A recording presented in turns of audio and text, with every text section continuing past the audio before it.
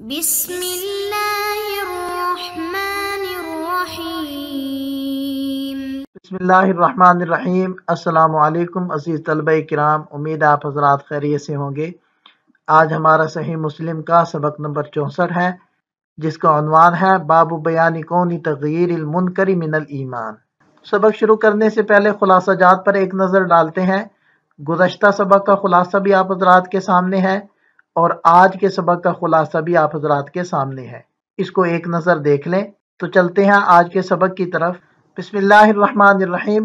وبی قال حدثنا ابو بکر بن ابی شیبۃ قال حدثنا وکیع عن سفیان قال وحدثنا محمد بن مثنى قال حدثنا محمد بن جعفر قال حدثنا شعبۃ كلاهما عن قیس بن مسلم عن طارق بن شهاب وهذا حدیث ابی بکر قال اول من بدأ بالخطبة يوم العيد قبل الصلاة مروان فقام إليه رجل فقال الصلاة قبل الخطبة فقال قد ترك ما هنالك فقال أبو سعيد أما هذا فقد قضى ما عليه سمعت رسول الله صلى الله عليه وسلم يقول من رأى منكم منكرا فليغيره بيده فإن لم يستطع فبلسانه فإن لم يستطع فبقلبه وذلك أضعف الإيمان۔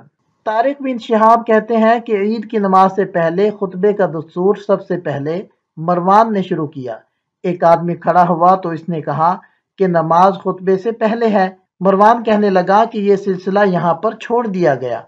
اس پر حضرت ابو سعید رضی اللہ عنہ نے فرمایا کہ اس شخص نے تو اپنی ذمہ داری پوری کر دی۔ میں نے حضور نبی کریم صلی اللہ علیہ وسلم کو یہ فرماتے ہوئے سنا، تم میں سے جو شخص کسی منکر کو دیکھے تو اسے اپنے ہاتھ سے روک دے، اگر ہاتھ سے روکنے کی طاقت نہ ہو تو زبان سے اسے ختم کرے، اور زبان سے بھی طاقت نہ ہو تو دل سے اس کو برا سمجھے، اور یہ ایمان کا کمزور ترین درجہ ہے۔ سب سے پہلے ہم اس اسناد کے رجال کے اوپر نظر ڈالتے ہیں۔ سب سے پہلے وکیع بن جراح بن ملیح، ان کا تذکرہ پہلے بھی ہو چکا ہے۔ دوسرے راوی ہیں سفیان بن سعید بن مسروق، اور تیسرے راوی ہیں قیس بن مسلم، اور چوتھے راوی ہیں طارق بن شہاب بن عبد شمس، اور پانچویں راوی ہیں صحابی رسول حضرت ابو سعید سعد بن مالک بن سنان الخدری رضی اللہ عنہ، صحابی ابن صحابی ہیں، اور ان کا تذکرہ پہلے بھی ہو چکا ہے۔ بقیہ سند کے جو روات ہیں ان کا تذکرہ قریب میں گزر چکا ہے۔ یہاں ہم اس سند کے لطائف کے اوپر بات کر لیتے ہیں۔ پہلا نقطہ تو یہ ہے کہ یہ مصنف رحمۃ اللہ علیہ کی سداسیات میں سے ہے۔ دوسرا، اس میں تحدیث بھی ہے اور عنعنہ بھی ہے۔ تیسرا نقطہ اس میں یہ ہے کہ اس کے رجال سیاستہ کے رجال ہیں، سوائے امام مسلم رحمہ اللہ کے استاد ابو بکر رحمہ اللہ کے، کہ امام ترمذی رحمہ اللہ ان سے روایت نہیں کرتے۔ چوتھا نقطہ یہ ہے کہ پہلی سند میں کوفی راویوں کا تسلسل ہے، سوائے صحابی رسول صلی اللہ علیہ وسلم کے کہ وہ مدنی ہے، اور دوسری سند میں بصرہ کے راویوں کا تسلسل ہے امام شعبہ رحمہ اللہ تک۔ اور پانچواں نقطہ یہ ہے کہ اس میں امام مسلم رحمہ اللہ کے جو استاد ہیں وہ ان ائمہ ستہ میں سے ایک ہیں جن سے اصحاب ستہ بغیر کسی واسطہ کے روایت کرتے، اور اس سند کے اندر ہا بھی موجود ہے جس سے تحویل کی طرف اشارہ ہے۔ ساتواں نقطہ یہ ہے کہ اس سند کے اندر قیس اور طارق ان دو راویوں کا تذکرہ ہے، اور ان کا تذکرہ اس کتاب کے اندر پہلی مرتبہ آیا ہے۔ اور آٹھواں نقطہ یہ ہے کہ اس میں تابعی سے روایت کرتے ہیں، یعنی قیس طارق سے روایت کرتے ہیں، اور یہ دونوں حضرات تابعین میں سے ہیں۔ اور نواں نقطہ یہ ہے کہ اس میں حضرت ابو سعید خدری رضی اللہ عنہ ہیں جو مکثرین سبعہ میں سے ایک ہیں، اور ان سے 1170 احادیث روایت کی گئی ہیں۔ اور 10واں نقطہ یہ ہے کہ اس سند کے اندر وہذا حدیث ابی بکر کے الفاظ موجود ہے، جس سے اشارہ نکلتا ہے کہ امام مسلم رحمہ اللہ کے جو دونوں اساتذہ ہیں وہ الفاظ حدیث کے اندر متفق نہیں ہیں بلکہ معنی حدیث کے اندر متفق ہیں، اور یہ جو الفاظ حدیث ذکر کیے جا رہے ہیں یہ امام مسلم رحمہ اللہ کے استاد ابو بکر ابن ابی شیبہ رحمہ اللہ کے ہیں۔ حدیث پاک کی شرح سے پہلے ہم ربط باب کو ذکر کر دیتے ہیں۔ اس سے پہلے باب میں مخلوق کو فائدہ پہنچانے کا ذکر تھا، وہاں مہمان نوازی اور زبان سے کلمہ خیر کہنے کی ہدایت مذکور تھی۔ اس باب میں زبان سے کلمہ خیر کا طریقہ بتلایا گیا، یعنی مومن کی شان یہ ہے کہ بری باتوں کو دور کرنے کے لیے کوشاں رہے، طاقت ہو تو ہاتھ سے ورنہ زبان سے، اور آخری درجہ یہ ہے کہ دل تو اس پر ضرور کڑے۔ कुंतुम खैर उम्मतिन उखरिजत लिन्नास तअमुरून बिलमारूफ व तनहौन अनिल मुनकर व तुमिनून बिल्लाह। इस आयत का हासिल यह है कि इस उम्मत की खैरियत का दारोमदार जिन चीज़ों पर है उनमें सबसे अहम ईमान बिल्लाह है, और ईमान बिल्लाह के लवाजिमात में अमर बिल मारूफ और नही अनिल मुनकर दाखिल है। जिसका ईमान जितना कवी होगा उसका ये जज्बा उसी कदर मजबूत होगा, और जिसका ईमान कमज़ोर होगा उसका ये जज्बा भी कमज़ोर होगा। यहाँ से हम हदीस की शरह की तरफ बढ़ते हैं। इसकी सनद के अंदर ये जो फरमाया ना काल, इस काल का फाइल तारिक बिन शिहाब है। इस रिवायत का पूरा मंजरनामा इन्हीं ने बयान किया है। आगे फरमाया अव्वल मन बदा बिल खुतबती यौमल ईद क़ब्ल सलाती मरवान, यानी ईद के दिन सबसे पहले जिस शख्स ने नमाज से पहले खुतबा देना शुरू किया वो मरवान बिन हकम था। मरवान नबी पाक सल्लल्लाहु अलैहि वसल्लम के ज़माने में पैदा हुआ था। इनके वालिद हकम को नापसंदीदा शख्स करार देकर नबी पाक सल्लल्लाहु अलैहि वसल्लम ने मदीना से ताइफ की तरफ जिलावतन किया था। मरवान बिन हकम से इमाम बुखारी रहमुल्लाह ने 2 रिवायतें भी नकल की हैं। हदीस पाक के इस हिस्से की पूरी तशरीह हम अगले सफ़हात में बयान करते हैं फ़त्हुल मुल्हिम के हवाले से। इख्तिसार के पेश नज़र इस सारी इबारत का खुलासा जिक्र किया जाता है। इस इबारत से मालूम होता है कि ईद में सबसे पहले खुतबा को मुकद्दम करने वाला मरवान है, जबकि बाद हजरात ने मुकद्दम करने की निस्बत हज़रत उस्मान गनी रज़ियल्लाहु अन्हु की तरफ, बाद ने हज़रत उमर, बाद ने हज़रत अमीर मुआविया और बाद ने हज़रत अब्दुल्लाह इब्न ज़ुबैर रज़ियल्लाहु अन्हुम की तरफ की है, जबकि बज़ाहिर इसमें तारुज़ मालूम होता है। इसका जवाब यह है कि इन अकाबिर सहाबा ने अगर नमाज और खुतबा की तरतीब को बदला था तो किसी सही गरज से, और मरवान ने गर्ज फासिद से, तो फसाद नीयत की बिना पर इसकी तरफ निस्बत की गई। तफसील इसकी यह है कि हज़रत उस्मान गनी रज़ियल्लाहु अन्हु के दौरे खिलाफत में इस्लामी दायरा बहुत वसी हो गया, मुसलमानों की आबादी बहुत दूर दूर तक फैल गई। नमाज ईद पढ़ने की बिना पर दूर से आने वालों की बाज़ मरबा नमाज छूट जाती थी, इसलिए खुतबा को मुकद्दम कर दिया ताकि हर एक को नमाज मिल जाए, खुतबा की अहमियत को समझे।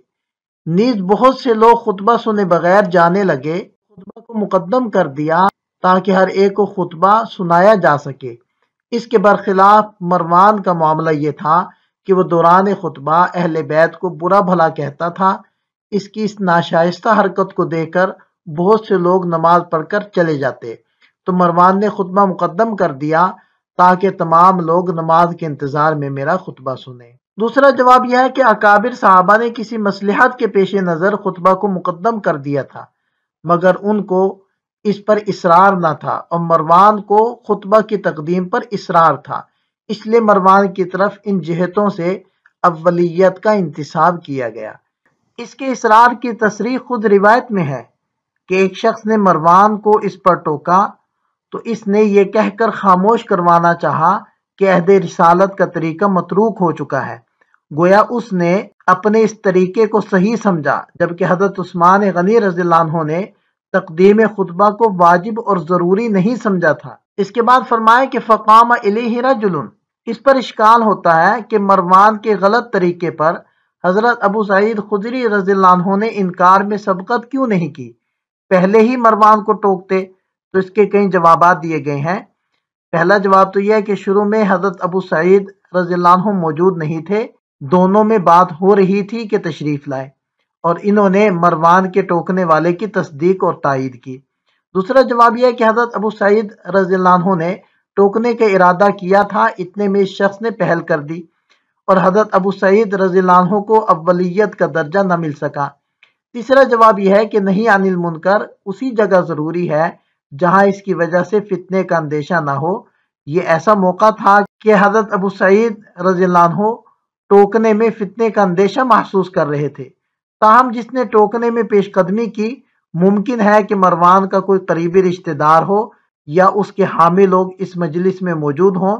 इस उम्मीद पर उनको टोकने की हिम्मत हुई कि मरवान ने कोई नाजेबा हरकत की तो उससे निपटा जा सकता है। जब उन्होंने टोका तो हज़रत अबू सईद खुदरी रज़ियल्लाहु अन्हु को भी हिम्मत हुई और उन्होंने मुतनब्बे करने वालों की तायीद में हदीस पढ़कर सुना दी। मुतनब्बे करने वाले शख्स हज़रत अबू मसऊद अंसारी थे।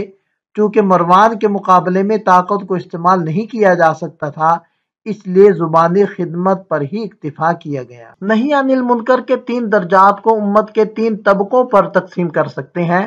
تغییر بالید، یہ ذمہ داری حکام سلاطین پر ڈال دی گئی، ان کے ہاتھ میں اقتدار ہے، اس لیے وہ منکرات کو اپنے بازو کی طاقت سے مٹا ڈالیں۔ اور فبلسان ہی، یہ ذمہ داری علماء امت پر ڈالی گئی کہ ان کے ہاتھوں اقتدار نہیں، اس لیے منکرات کی قباحت کتاب و سنت کی روشنی میں بیان کریں۔ اور فبقلبہ ہی کی ذمہ داری عوام پر ڈالی گئی کہ اقتدار اور علم سے محروم ہے تو کم از کم دل سے برا جانیں اور دل میں یہ جذبہ رکھیں کہ اگر قوت میرے ہاتھ آ جائے تو ہاتھ سے مٹا ڈالوں گا، علم کی دولت ہاتھ آ جائے تو زبان سے خدمت کروں گا۔ تینوں طبقے اپنی اپنی ذمہ داری کا احساس کر لیں تو پھر ماحول خوشگوار ہو جائے گا۔ اس جذبے کا نتیجہ یہ ہوگا کہ جہاں مٹانے کی طاقت ہوگی وہاں اس طاقت کو استعمال کیا جائے گا۔ مثلا ہر شخص اپنے گھر کا ذمہ دار ہے، کلکم راعٍ وکلکم مسئول عن رعیتہ کا یہی مطلب ہے۔ اگر بیوی بچوں میں کوئی چیز منکر نظر آئے تو یہاں ہر شخص کو اپنی طاقت ہے کہ اپنی طاقت کے زور سے مٹا ڈالے، صرف زبان سے مذمت کر دینا کافی نہ ہوگا، اور جہاں زبان سے مذمت کرنے کی طاقت ہو وہاں صرف دل سے برا جاننا کافی نہ ہوگا، کیونکہ حدیث میں نیچے والا درجہ اوپر والے کی قدرت نہ رکھنے پر مشروط ہے۔ وذالک اضعاف الایمان، مطلب یہ ہے کہ جب دل اس قدر بے حس ہو چکا کہ برائی کو دیکھ کر ناگواری کا احساس بھی نہ رہا تو اب رائی کے دانے کے برابر بھی کوئی جزء ایمان باقی نہ رہا کہ اس پر ثواب ملے، یہ مراد نہیں کہ وہ مومن نہیں رہا۔ امر بالمعروف اور نہی عن المنکر فرض کفایہ ہیں، بعض افراد انجام دے دیں گے تو باقی لوگ بری ذمہ ہوں گے۔ اگر تمام لوگ چھوڑ دیں گے تو جن لوگوں میں نہی عن المنکر کرنے کی طاقت تھی وہ تمام لوگ گنہگار ہوں گے۔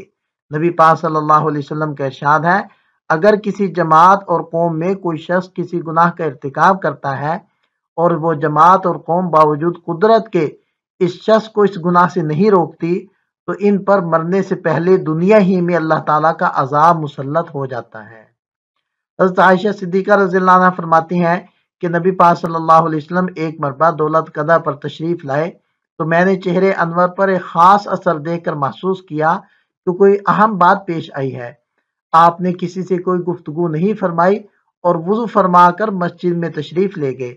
میں حجرہ کی دیوار سے ٹیک لگا کر سننے کھڑی ہو گئی کہ آپ کیا ارشاد فرماتے ہیں۔ آپ علیہ السلام منبر پر تشریف فرما ہوئے اور حمد و ثنا کے بعد ارشاد فرمایا، لوگو اللہ تعالیٰ کا ارشاد ہے کہ امر بالمعروف اور نہی عن المنکر کرتے رہو، مبادا وہ وقت آ جائے کہ تم دعا مانگو اور قبول نہ ہو، تم سوال کرو سوال پورا نہ کیا جائے، تم دشمنوں کے خلاف مجھ سے مدد طلب کرو اور میں تمہاری مدد نہ کروں۔ یہاں ایک اشکال پیدا ہوتا ہے کہ قرآن پاک میں آتا ہے یا ایھا الذین آمنوا علیکم انفسکم لا یضرکم من ضل اذا اہتدیتم۔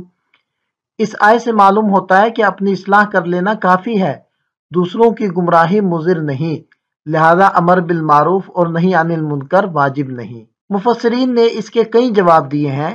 پہلا جواب تو یہ ہے کہ اذا اہتدیتم میں اہتداء سے مراد امر بالمعروف اور نہی عن المنکر ہے، یعنی اہتداء کی تکمیل اسی وقت ہوگی جب کہ انسان اس فریضے پر عمل کرے۔ تو اس صورت میں آیت کا مطلب یہ ہوگا کہ جب تم اپنی اصلاح کر لو اور دوسروں کو امر بالمعروف اور نہی عن المنکر کرتے رہو تو کسی کی گمراہی سے تم کو کوئی ضرر نہ پہنچے گا۔ دوسرا جواب یہ ہے کہ قرآن کریم کی دیگر آیات اور احادیث کی روشنی میں اس آیت کا محمل یہ ہے کہ یہ آیت اس زمانے سے متعلق ہے جبکہ فسق و فجور کا اتنا غلبہ ہو جائے کہ کوئی شخص واعظ و نصیحت قبول کرنے کے لیے تیار نہ ہو اور کسی پر اثر نہ ہوتا ہو تو اس وقت اپنی اصلاح کافی ہے۔ اور تیسرا جواب یہ دیا گیا کہ امر بالمعروف اور نہی عن المنکر کی ترک کی اجازت اس وقت ہے کہ یہ کرنے سے فتنہ و فساد کا اندیشہ ہو، ایسی حالت میں آدمی خود عمل کرتا رہے تو یہ فتنہ میں مبتلا ہونے سے بہتر ہے۔ اسلام میں امر بالمعروف اور نہی عن المنکر کی جتنی اہمیت ہے اس سے زیادہ اہمیت موقع کی نزاکت کو جاننا ہے۔ بسا اوقات بے محل انکار خود ایک منکر کی صورت بن جاتا ہے، بلکہ فتنے کو جنم لینے کا موقع مل جاتا ہے، یا پھر وہ دعوت و تبلیغ کے لیے رکاوٹ کا ذریعہ بن جاتا ہے۔ اس لیے موقع کی نزاکت کا جاننا ضروری ہے۔ اس حدیث کو روایت کرنے میں امام مسلم رحمۃ اللہ علیہ متفرد ہیں۔ امام بخاری رحمہ اللہ اس حدیث کی تخریج نہیں کرتے۔ دیگر محدثین میں سے ابو داود، امام ترمذی، امام نسائی، ابن ماجہ، طیالسی، امام احمد، ابو نعیم اور ابن حبان، امام بیہقی رحمہم اللہ تعالی رحمۃ واسعہ، یہ تمام حضرات اس حدیث پاک کو اپنی اپنی کتابوں میں ذکر کرتے ہیں۔ یہ اس حدیث پاک سے حاصل ہونے والے فوائد ہیں، ان کو بھی ایک نظر دیکھ لیں۔ یہاں ہمارا سبق مکمل ہو جاتا ہے، ایک نظر خلاصے کو دیکھ لیں۔ اس سبق سے متعلق چند سوالات ہیں، ان کے جواب بھی تحریر کریں۔ ملتے ہیں نئے سبق کے ساتھ۔ اللہ تعالیٰ ہم سب کا حامی و ناصر ہو۔ دعا میں یاد رکھیے گا۔ السلام علیکم۔